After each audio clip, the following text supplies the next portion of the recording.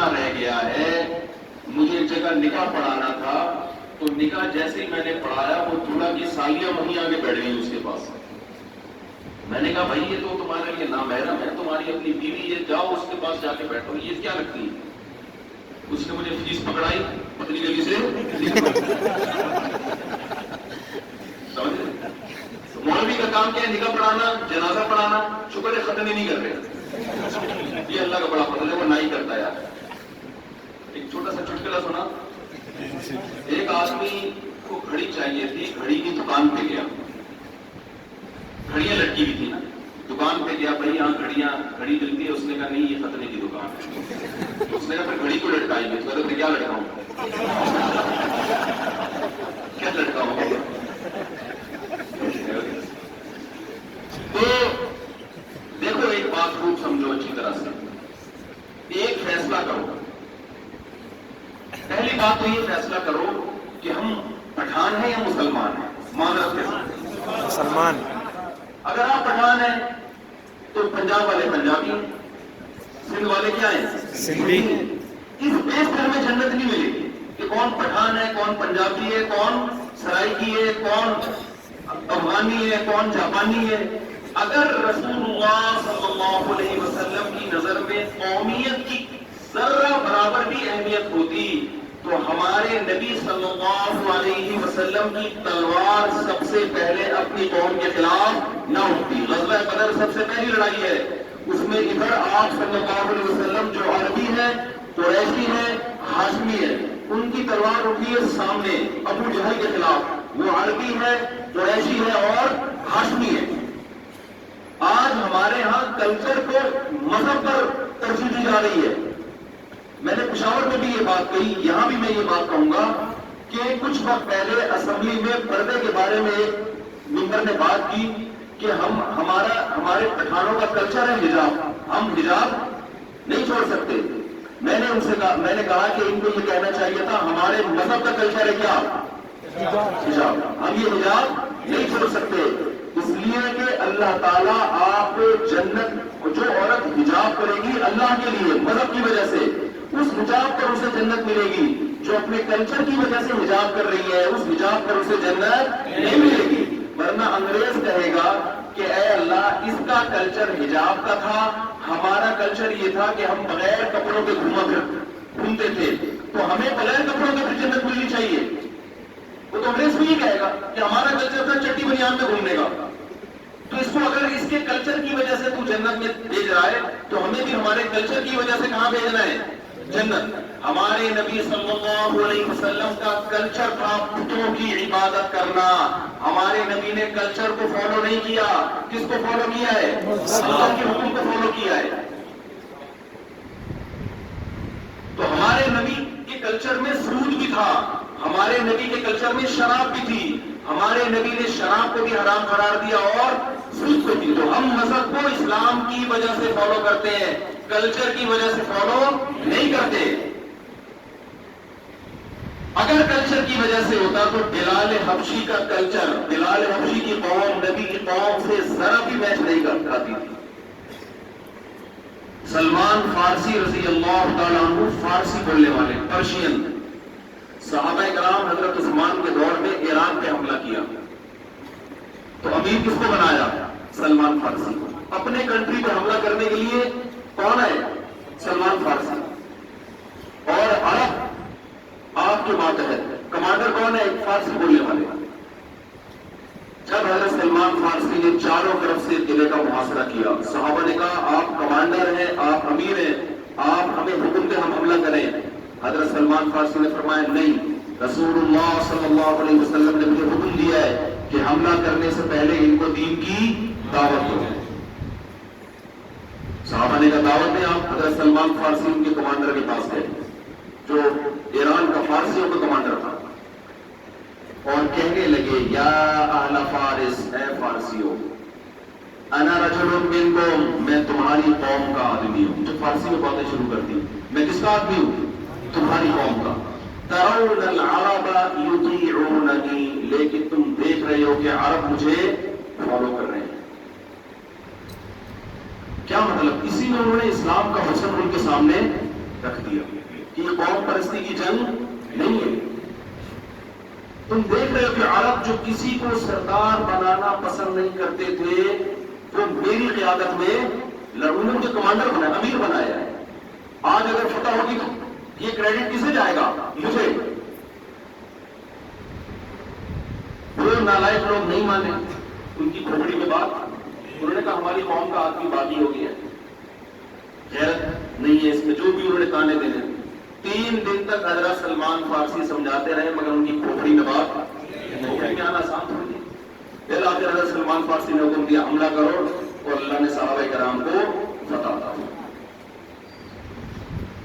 اگر آپ قومیت پر جاؤ گے تو قوم کی بیس پہ جنگ قیامت تک ختم نہیں ہوگی. اتنے ٹکڑے ہیں کیونکہ آپ اگر قوم پرستی میں جاؤ گے تو مہاجروں میں درجنوں قومیں, پنجابیوں میں درجنوں قومیں, پٹھانوں میں درجنوں قومیں, قوم در قوم در قوم. پھر جب وہ ایک دوسری قوم کو شکست دیں گے تو پھر آپس میں تو مختلف قومیں.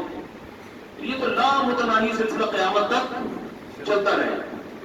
صحابہ کرام میں ایک دفعہ ذرا سی قبائلی جنگ شروع ہوئی تو نبی صلی اللہ علیہ وسلم نے جب صحابہ کو دیکھا کہ یہ 2 قبیلے آپس میں لڑ رہے ہیں, قبیلوں کی بیس پر آپ نے فرمایا دعها فإنها منتنا, فرمایا اس قبیلے کے نعرے کو چھوڑ دو, یہ بدبودار نعرہ ہے. سڑی ہوئی منتن مردہ جانور کو کہتے ہیں جو کچرے پہ نہیں پڑا ہوا ہوتا, کیسا گندا اس سے بدبو آ رہی ہوتی ہے. فرمایا اس نعرے کو ترک کر دو. سعودی عرب کے ایک بہت بڑے عالم ہیں شیخ صالح العثیمین رحمہ اللہ, میں نے خود ان کا بیان سنا. انہوں نے کہا کہ یہ جو عرب اسرائیل جنگ ہے اس میں عربوں کو کبھی بھی فتح نہیں ملے گی. میں حیران ہو گیا سن کے یہ کیا بات کر رہے ہیں, عرب اور اسرائیل کی جنگ چل رہی ہے نا. انہوں نے کہا اس میں عربوں کو کبھی بھی فتح نہیں ملے گی جب تک کہ اس کو مسلمانوں اور اسرائیل کی جنگ کا نام نہیں دیا جائے گا. اس میں اللہ مدد مسلمانوں کی نہیں کرے گا کیونکہ اللہ نے اسلام کی مدد کا وعدہ کیا ہے, عربوں کی مدد کا وعدہ نہیں کیا. عربیت کی بیس کو تھوڑی اللہ مدد کرے گا. آج جتنے عرب ہیں اس کو کہتے ہیں عرب کی لڑائی ہے کس سے؟ اسرائیل کی. اللہ کہتا ہے لڑتا رہا پھر تو بیٹھ گئے, لڑتے رہو میری کوئی مدد نہیں آئے گی. عربیت کو تھوڑی اللہ نے دنیا میں غالب کرنا ہے. ہمارے نبی اگر عربیت کا نعرہ لگاتے تو آج ہم مسلمان نہ ہوتے کیونکہ ہم عرب تھوڑی ہے. ہم کہتے ہیں وہ تو ان کی قوم کا مذہب تھا, بھائی ہم تھوڑی مانیں گے, ہم عرب نہیں ہے. تو دیکھو ہم نے مذہب کو فالو کرنا ہے. کلچر اگر مذہب کے مقابلے میں نہیں ہے تو ٹھیک ہے. ہر قوم کا اپنا کلچر ہوتا ہے, اپنا لباس ہوتا ہے, ہر قوم کی اپنی روایات ہوتی ہیں, ٹھیک ہے. لیکن جہاں کلچر مذہب کے مقابلے میں آ کے کھڑا ہو جائے, جہاں کلچر اسلام کے مقابلے میں آ کے کھڑا ہو جائے تو آپ نے کس کی سننی ہے؟ اسلام کی سننی ہے, کلچر کی نہیں سننی. بہت سی قوموں میں بہنوں کو وراثت دینے کا کلچر نہیں ہے, نہیں ہے. اس کا قیامت کے دن اللہ کو جواب دینا پڑے گا. کل سے ایک صاحب میرے پیچھے پڑے ہوئے یہاں کوئٹہ میں, ہمارے میزبان بھی ہیں, سن بھی رہے ہو کہ آپ نے اس دن خواتین کے حق پر بات کی تھی. میری بیوی نے اس دن سے میرا خون پیا ہوا ہے. دیکھو یہ مفتی صاحب کیا کیا ہے, آپ عورتوں کے حق پہ بات کرو, آپ شوہر کے حق پہ بھی بات کرو. دیکھو وہ میری بیوی کو آپ نے یہ خراب کر دی, وہ بول رہی ہے دیکھو یہ والا حق میرا حق ہے, یہ تو میں نے کل ان سے کہا, میں نے کہا مجھے یہ بتاؤ وہ بات صحیح کی تھی یا غلط کی تھی؟ وہ جو میں نے عورت کے حق میں بات کی وہ شریعت کے مطابق تھی یا شریعت کے خلاف؟ اگر مطابق تھی تو پھر آپ کی غلطی ہے. وہ بیٹھے رہو گے بھائی ناراض نہ ہو, کسی کو کیا پتا کس کی بات کر رہا ہوں, ان کے علاوہ کی بات کر رہا ہوں. تو ہم نے یہ نہیں دیکھنا کہ قرآن کیا کہتا ہے, وَمِنَ النَّاسِ مَن يَعْبُدُ اللَّهَ عَلَى حَرْفٍ. لوگوں میں بہت سے ایسے ہیں جو کنارے پر کھڑے ہو کر اللہ کی عبادت کرتے ہیں. فائدہ ہو رہا ہے تو کرتے رہو, اپنے خلاف جا رہے تو چاٹ ہو جاؤ. یہودیوں نے کیا کیا تھا؟ یہودیوں میں ایک شادی شدہ مرد اور شادی شدہ عورت نے زنا کیا. ویسے وہ دعویٰ کرتے تھے ہم کس کو مانتے ہیں؟ تورات کو. تو ان کو پتا تھا کہ تورات میں اس کی سزا لکھی ہوئی ہے, دونوں کو پتھروں سے مار کے ہلاک کیے تھے. یہ حکومت کا کام ہے, ہم اور آپ نے کہیں کرنا شروع کر دیں. تو ان کو پتا تھا کہ تورات میں اس کی سزا کیا ہے, پتھروں سے مار کے ہلاک کیے تھے. اب یہودیوں کے مولانا ٹائپ کے لوگوں نے بولا کہ اگر ہم اپنی قوم میں پتھر سے مارنے کا حکم دیں گے تو لوگ ہم سے بھڑک جائیں گے. حالانکہ عالم کی ذمہ داری ہے لوگ بھڑکیں یا نہیں بھڑکیں, تمہارے ہمارا کام کیا ہے بھائی؟ حق بیان کرو جو ہے. تو انہوں نے کہا یہ والا فیصلہ ہم محمد صلی اللہ علیہ وسلم سے کروائیں گے. یہ فیصلہ کس سے کروائیں گے؟ محمد صلی اللہ محمد علیہ صلی وسلم. اللہ علیہ وسلم. وہ نبی کے پاس ان کا یہ نرم ہے، اسلام میں ذرا نرمی ہے، تو یہ کوڑے ووڑے لگا کے کیا کر دیں گے؟ چھوڑ دیں. قرآن میں آیتیں نازل ہوئی وَكَيْفَ يُحَكِّمُونَكَ وَعِندَهُمُ التَّوْرَاةُ فِيهَا حُكْمُ اللَّهِ. اے نبی آج آپ سے کیسے فیصلہ کروا رہے ہیں؟ ان کے پاس تورات ہے جس میں اللہ کا حکم لکھا ہوا ہے. تو یہ آپ سے فیصلہ کروانے میں مخلص نہیں ہے، ان کا مقصد گنجائش نکالنا ہے. آج تک یہودی مذہب کو فالو کرتے رہے، اب رجم کے معاملے میں کس کو فالو کر رہے ہیں؟ اسلام کو. یہاں میں تقلید کا مسئلہ بھی ثابت ہوتا ہے. دیکھو یہودی اس مسئلے میں اپنا باطل مذہب چھوڑ کر کس کی طرف آ رہے تھے؟ اسلام کی طرف. لیکن نیت ٹھیک نہیں تھی، اللہ نے ان پہ رد کیا. آج 3 طلاقیں دے کے فقہ حنفی والا جاتا کس کے پاس ہے؟ اہل حدیث کے پاس. حالانکہ فقہ حنفی بھی اہل اسلام ہے. تو اس کو قرآن کیسے اس کی اجازت دے گا؟ اللہ اس کے رسول کیسے اس کی اجازت دیں گے؟ خواہشات کی بیس پہ اپنا مسلک تبدیل کرنا یہ اللہ کے غضب کو دعوت دینے والی بات ہے. بہت لوگوں نے 3 طلاقیں دی اور کہاں چلے گئے؟ اہل حدیث اس سے بیوی حلال نہیں ہوگی. نہیں ہوگی، حرام کاری کا گناہ ملے گا. اور اہل حدیث کا مسلک 3 طلاق کے مسئلے میں بالکل باطل ہے، کلعدم ہے. قرآن و حدیث میں کہیں بھی نہیں ہے کہ 3 طلاقیں ایک ہوتی ہیں. ابھی میرے ساتھ یہ بھائی ہے ماشاءاللہ، شاید یہ اہل حدیث ہے.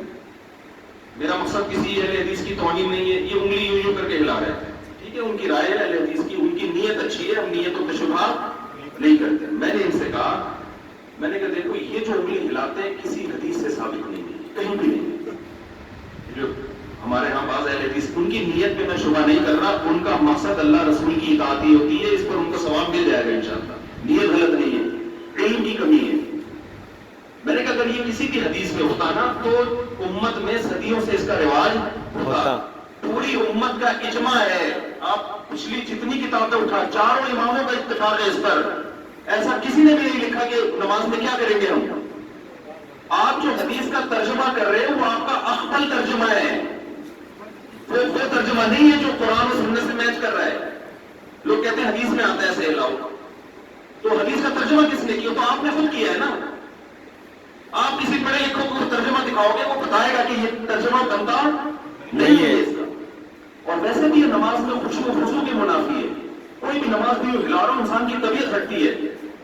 نبی صلی اللہ علیہ وسلم نے نماز میں ایسا کام کرنے سے منع کیا ہے جس سے خشوع و خضوع میں خلل واقع. انسان بے چین ہو جاتا ہے کہ بھائی اس کو کیوں بار بار یوں کر کے ہلا رہے ہیں. تو یہ کسی کا بھی مسلک نہیں ہے، یہ تو ہمارے اہل حدیث بھائیوں کو غلط فہمی ہوئی ہے، انہوں نے پتہ نہیں کہاں سے یہ نکال لیا ہے. تو اس پر میں انشاءاللہ کلپ ریکارڈ کرواؤں گا جا کے، وہ جو حدیث پیش کرتے ہیں اس کا جواب کیا ہے. بات چل پڑی ہے تو ایک بات خاندانی میرے دل چاہ رہا تھا پشاور میں بھی کہوں، آپ کو بھی کہہ دیتا ہوں. میں مسلک پہ بیان نہیں کرتا، لیکن دیکھو ایک بات یاد رکھو، اسلام کوئٹہ اور پشاور میں جو آیا نا فقہ حنفی کی شکل میں آیا ہے.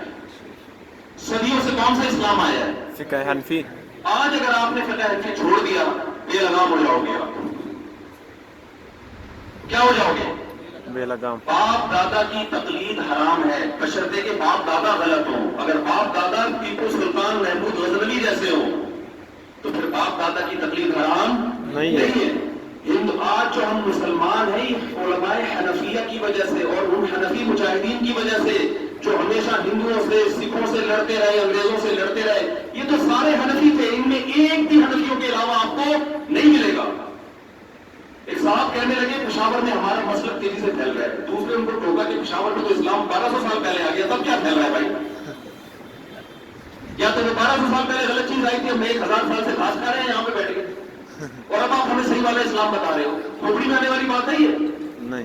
گورا کہے گا جو اسلام قبول کرے گا، کہہ رہا ہے 1200 سال سے تو تم غلط چیز پہ چل رہے تھے، اب 15ویں صدی کے بعد جا کے تمہیں صحیح اسلام نظر آ رہا ہے.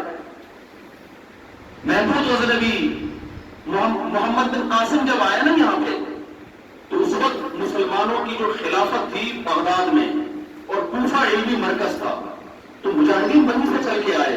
تو جو اسلام اس وقت آیا صدیوں سے اسی اسلام کو ہم فالو کر رہے ہیں. اس میں تراویح کی 20 رکعتیں تھیں، اس میں عورتوں اور مردوں کی نماز میں فرق تھا. تو جو اسلام اس وقت سے آیا اس میں تبدیلی اب تک نہیں ہوئی. بدعتیں شامل ہوئی ہیں تو بدعتوں کے خلاف علماء لڑتے رہے ہیں, بدعتوں کو ہٹاتے رہے ہیں. کچھ بدعتی ہو گئے, کچھ نے بدعتوں کے خلاف جہاد کیا, بدعتوں سے بچے رہے. بدعت کے ہم نے قریب نہیں جانا, لیکن اگر آپ نے اپنا مسلک چھوڑ دیا, لیبل قرآن و سنت کا ہوگا, مگر ایسے بے لگام ہو جاؤ گے کہ اگلی 2-4 نسلوں کے بعد جا کے اسلام کو رخصت کر دو گے آپ. اس لیے اس کو مضبوطی سے تھامو, جو صدیوں پہلے آیا تھا وہ صحیح اسلام تھا.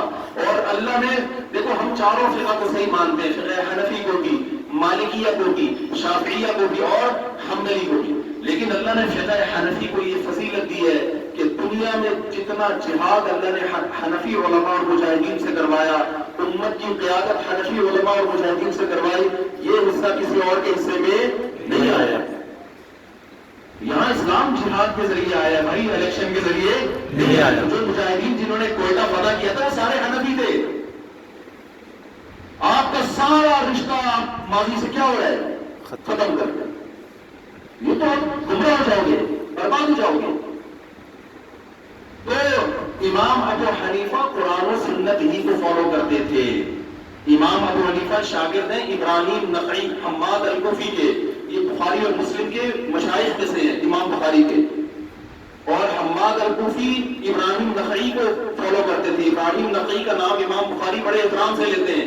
ابراہیم نخعی علقمہ اور اسود کے شاگرد, اور وہ عبداللہ بن مسعود کے, اور عبداللہ بن مسعود نے کس سے علم حاصل کیا ہے, نبی صلی اللہ علیہ وسلم.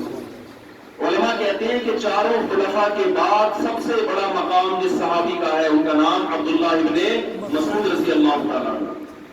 تو یہ نئی نئی چیزیں تو مارکیٹ میں آ رہی ہیں. میں کسی پہ طنز نہیں کرتا, کسی کی نیت اچھی ہے, قرآن و سنت کو فالو کرنا ہے, وہ جنت میں جائے گا انشاءاللہ.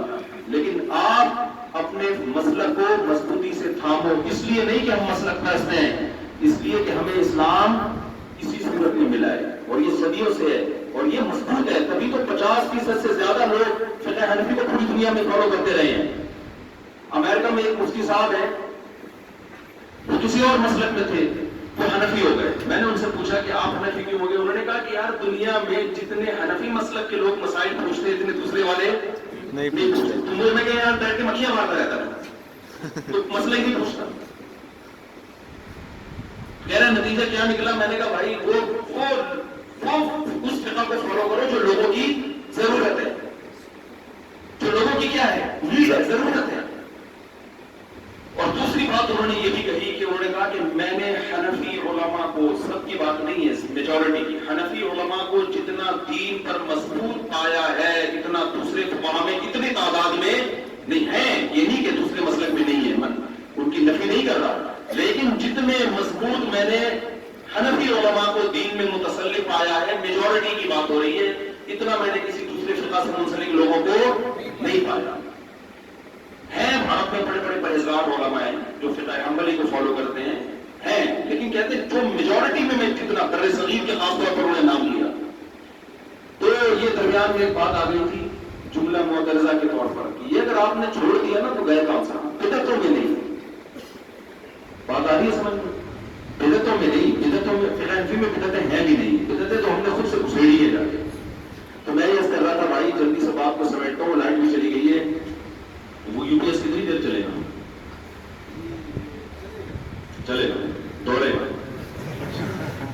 چلے گا. دیکھو ایک انتہا جو مستقبل میں ہوگی نا وہ لوگوں کی ہوگی جو خدا کے بالکل ممکن ہے, وہ خدا کو اپنی ڈکشنری سے نکال دیں. دوسرے وہ لوگ ہیں جو اللہ کو مانتے ہیں. تو آپ بتاؤ, دیکھو یہ جو دنیا اس انتہا کی طرف جا رہی ہے کہ خدا کو نکالو, کیوں؟ اس لیے کہ اللہ جب آئے گا نا ہمارے لغت میں تو پھر بہت ساری چیزیں اس کے لوازمات میں سے. ہم اگر کہتے ہیں کہ اللہ نہیں ہے, یہ کائنات خود بخود بنی ہے, تو پھر ہمیں کسی چیز کی ضرورت ہے ہی. پھر نکاح کے ساتھ زندگی گزارو, زنا کرو, نائٹ کلبوں میں ناچو, گاؤ, شراب پیو, چرس پیو, ہیروئن پیو, آپ کی لائف میں جیسے چاہو کیا کرو, ابا کو گھر میں رکھو یا اولڈ ہاؤس میں جمع کرو. کوئی مسئلہ نہیں. میرے سامنے ایسے بھی واقعات آتے ہیں لبرل لوگوں کے کہ ابا بوڑھا ہو گیا, چپکے سے اس کو زہر پلا کے مار دیا. ایسے واقعات آ رہے ہیں کہ یار یہ ٹینشن میں زندگی, ہمیں بھی ٹینشن, خود بھی ٹینشن, تو مار دو, کیا جا رہا ہے. اور ایسے لوگ بھی ہیں 10 سال سے ابا قوما میں گیا ہوا ہے باپ اور 10 سال سے اس کی بستر پہ خدمت کر رہے ہیں.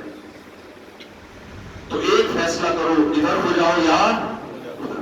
اگر آپ اللہ کو نہیں مانتے تو پھر انگریز کی طرح زندگی گزارو, ٹینشن فری. کون سی زندگی؟ انگریزوں کی ساس ہوتی ہے, نہیں, خالو, پھپھا, چھوٹے بھائی, منجلے بھائی ہوتے ہیں, لیکن وہ ہونا نہ ہونا کیا ہے, ایک جیسا. وہ لوگ برابر. نکاح کے بغیر زندگی ہے ان کی. نکاح ہو بھی جاتا ہے تو بچے پہلے پیدا ہوتے ہیں, شادی بعد میں ہوتی ہے. اس کو فائدہ ہوتا ہے, بچے ابا کی شادی میں تمبو لگا رہے ہوتے ہیں. وہ کہتے ہیں کہ یار اس کا بڑا فائدہ ہے, تم لوگ پتہ نہیں کہ تم لوگ باہر سے بندے تمہیں کرائے کو بلانے پڑتے ہیں. کہتے کیا ہے اس طرح, بچے پہلے ہو گئے, شادی فاسٹ ہے نا, اسپیڈ زیادہ ہے ان کی, ہم وہی پرانی اسپیڈ ہماری, لیکن بچے پیدا کرنے کی اسپیڈ ہماری زیادہ ہے. میں آسٹریلیا میں تھا تو وہاں حکومت الاؤنس دیتی ہے بچے زیادہ پیدا کرنے کا. حکومت کیا کرتی ہے, بیٹی تھی اب نہیں دے دی, کتنے بچے ہوں گے گورنمنٹ الگ سے پیسے دے گی. تو ہمارے پاکستانیوں نے کہا کہ اب یہاں جاب ہی ہم نے یہی کرنی ہے. کیا کیا انہوں نے, اسپیڈ ایکسیلیٹر پہ پاؤ رکھ کے کھڑے ہو گئے, ہر سال پیدا. حکومت نے یہ سسٹم کیا کر دیا, ختم. تو میں نے وہاں بیان کیا, میں نے کہا دیکھو آپ کا الاؤنس تو ختم ہو گیا ہے, اسپیڈ میں کمی نہیں آنی چاہیے, اسپیڈ میں کمی نہیں آنی چاہیے. کیونکہ جو مذہب کو نہیں مانتے وہ ابا کے اولڈ ہوم میں جمع کرانے کے قائل ہیں, وہ کتوں کو اولاد پر ترجیح دینے کے قائل ہیں, وہ اولاد کی وراثت کے قائل نہیں ہے, وہ نکاح طلاق کے قائل نہیں ہے, وہ جیسا چاہے لباس پہنے, داڑھی رکھے نہیں رکھے, اللہ کی عبادت کرے نہیں کرے, ان کی صحتوں پہ اس سے کوئی اثر نہیں پڑتا. اولاد پیدا ہو ٹھیک ہے, نہیں ہو تو بھی ٹھیک ہے, حمل ماں کے پیٹ میں ضائع کر دو تو بھی ٹھیک ہے, قتل وطل ان کے آپ جب تک دنیا میں نہیں آیا اس وقت تک قتل بھی کر سکتے ہیں. لیکن جو لوگ اللہ کو مانتے ہیں تو پھر اللہ کی ایک ایک چیز ان کو ماننی پڑے گی. دیکھو جو حکومت کا باغی ہوتا ہے وہ ایک بھی نہیں مانتا, جو مانتا ہے پھر اس کو ہر چیز میں حکومت کے قانون کو فالو کرنا پڑتا ہے. تو آج ایک فیصلہ کرو کہ اللہ ہے یا نہیں ہے. اگر نہیں ہے تو بھائی یہ ساری ٹینشنیں کیا ہو گئی, ختم. ٹینشن فری زندگی جیسے انگریز کی ہے. انگریزوں کے ملک میں آپ گوگل پہ لکھ کے بھی ٹینشن تلاش کرو گے آپ کو نہیں ملے گی. ٹینشن چاہیے آپ کو نہیں ملے گی. کہہ رہے یار ٹینشن کس بات, چرس بھی ہے, ہیروئن بھی ملے گی, شراب بھی ملے گی, نائٹ کلب بھی ہے, زنا بھی ہے, سب کچھ ہے وہاں پہ.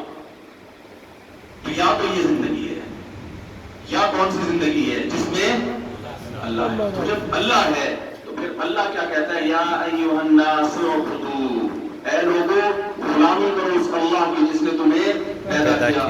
غلام کی اپنی مرضی کہیں بھی بالکل بھی نہیں چلتی. غلام کا مطلب یہ ہے کہ بس اپنے اوپر کنٹرول ہی نہیں ہے. تو اگر یہ کائنات میرے بھائی خود سے بنی ہے تو ضرورت نہیں ہے. لیکن اگر میں ایک چھوٹی سی مثال دیتا ہوں, ہر جگہ دیتا ہوں میں مثال, میں زیادہ لمبی مثال نہیں دوں گا. دیکھو ایک یہاں گلاس رکھا ہوا ہو اور میں بیان کروں, میرا ہاتھ سے گر کے وہ ٹوٹ جائے گلاس, آپ پوچھیں گے مفتی صاحب یہ گلاس کیوں توڑا, میں کہوں گا توڑا نہیں ہے بلکہ ٹوٹ گیا ہے.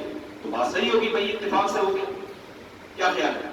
تو مجھے اس کی وجہ بیان کرنے کی ضرورت نہیں ہے کہ کیوں توڑا, ٹوٹ گیا. مجھے کیوں نکالا, ہم نے تھوڑی نکالا ہے.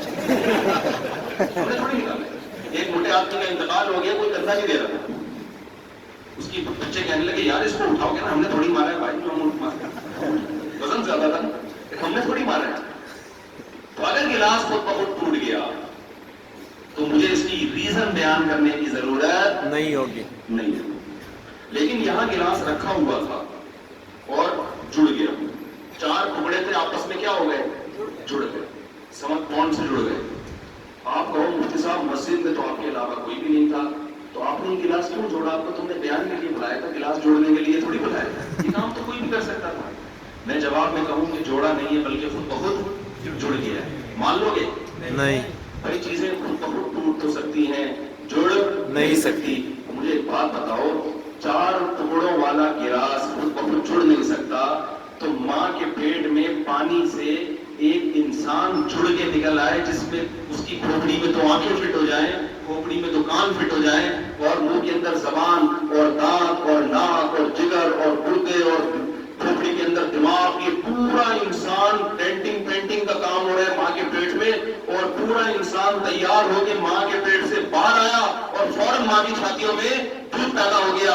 और इसे कुछ भी नहीं आता बच्चे को, लेकिन इसे दूध पीना भी आता है और ये भी पता है कि दूध कहाँ से मिलेगा। अल्लाह की कसम, अरबों खरबों साल में जैसे एक गिलास खुद से जुड़ नहीं सकता, एक इंसान जुड़ के माँ के पेट से बाहर निकले जो चलता फिरता हंसता खेलता बोलता, ऐसा इंसान खरबों साल में भी खुद से जुड़ के पैदा नहीं हो सकता, ये नामुमकिन है। तो ये जो यूनिवर्सिटी में पढ़ाया जा रहा है ना, बंदर से हम बने इंसान, इत्तेफाक से बने, ये दुनिया का बहुत बड़ा झूठ है। मैं तो लोगों से कहता हूं कि साइंसदानों से पूछो कि अगर हम बंदर से बने तो हमारी तुम कहां गई? या तो हमें तुम चाहिए या तुम के पैसे चाहिए। अजीब बात है यार, तुम भी छाट और तुम के पैसे भी नहीं दे रहे। तो आपकी यूनिवर्सिटियों में जो प्रोफेसर ये कहना बंदर से बने, उसको बोलो प्रोफेसर साहब या तो मुझे तुम चाहिए या तुम के पैसे चाहिए। ना तुम दे रहे हो ना तुम के पैसे दे रहे हो यार।